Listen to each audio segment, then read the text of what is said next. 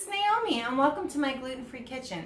If you're looking for good gluten-free recipes, don't forget to subscribe when this video is done. Today, we are making a good, sturdy pasta that you can use for any kind of spaghetti, lasagna, ravioli, or even tortellini. Are you ready to get started? Let me get this out of the way. Okay. So the first thing we're going to do is we're going to start with a good gluten-free cup-for-cup flour. Now obviously I like better batter, but you can use any good cup-for-cup flour you like, even one you make yourself. How do you know it's cup-for-cup? Well, you can use it in normal recipes with no other substitutions. If you can't do that with your flour, it is not cup-for-cup, and you need to get on this train fast. So we're going to start with about 4 cups, which works out to about a pound of flour, 16 ounces or 454 grams. If you're looking for your recipes to come out consistently, you really want to try to do it by weight, but I know most people in the United States measure by volume, so I'll try to include all of those. To that, you are going to add about 2 teaspoons or about 10 grams of salt.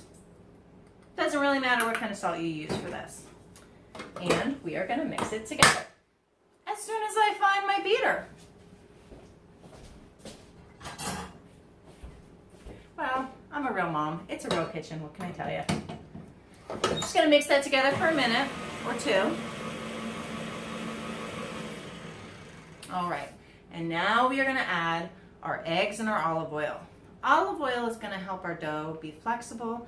Eggs is going to provide protein and structure. For this recipe, for that quantity of flour, we're going to use about 6 large eggs. And that works out to about 276 milliliters of eggs, if you're measuring it by milliliters, if you're using liquid egg. And 2 tablespoons, or about 30 milliliters of olive oil. And what we're going to do, in order to make sure that it's equally distributed, we're just going to whisk it for a little bit. No need to get fancy, just enough to break up the proteins and the fats and get them all incorporated, okay? Put that to the side. And now we're going to add it to our flour mixture. Once again, no need to get fancy. And we are going to turn it on and we are going to beat it together until it turns into a paste, like Play-Doh.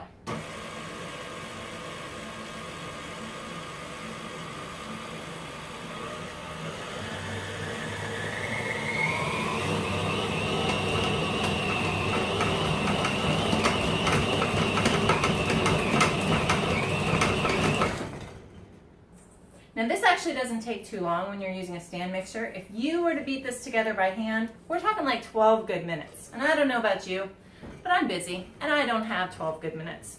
So the stand mixer helps it go so much faster. When it's done, I'm going to bring it over and I'm going to let you see. Hopefully you'll be able to see what I see. It is going to be about the texture of Play-Doh. Can you see that? Okay. Now, I estimate that this costs about, on the low end, if you're buying us on sale in bulk and you're using better batter, it's probably going to cost you $1 for a pound to 2 pounds of pasta. If you are buying us on the high end at full retail price, about $2.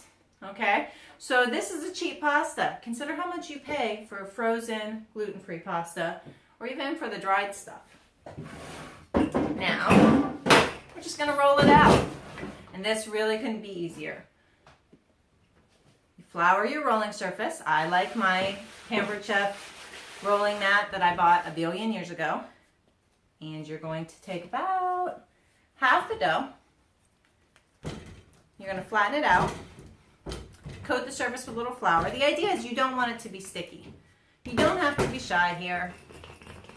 As long as you're not crazy, you're not going to really put too much flour in.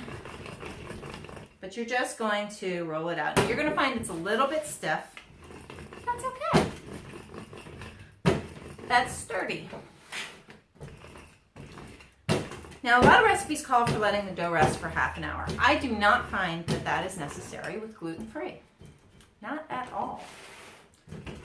I do find that it's necessary, especially if you're making a filled pasta, to let it rest after you have shaped it and formed it. You might want to let it dry out a little because then it just cooks better. Not gonna lie, you need to let it dry after you've made it. About 30 minutes will do you though. So make sure you put that extra time in. This part takes all of like 30 seconds.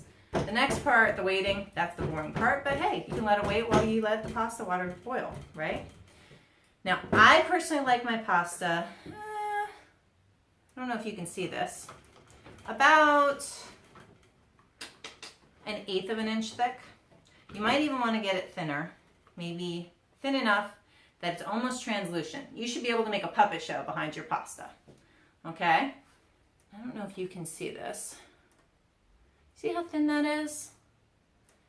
This is really good, really sturdy pasta.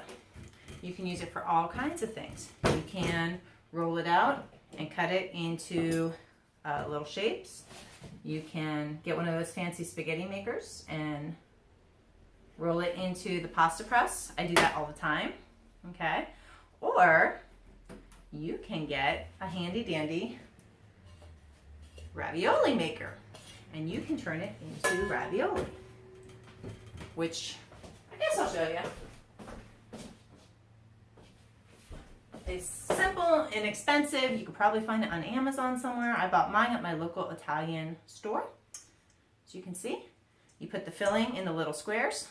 You put the dough on top of the filling, and then you roll it out, and it seals it for you, and it looks very professional. Show you how that looks. I don't know if you can see, but I'm just so proud of these. Anyway, that's it. I don't know what to tell you. Gluten-free pasta is about as simple as it comes. If you have a recipe that you would like me to make gluten-free, remember to put it in the comments section below. I love your ideas, and I'll do my best to fill any requests. Don't forget to subscribe, and remember, sharing is caring. So please tell people about me, and I'll tune in next week when we talk about whatever recipe you want. Have a great day, and I'll see you later. I love you. Bye.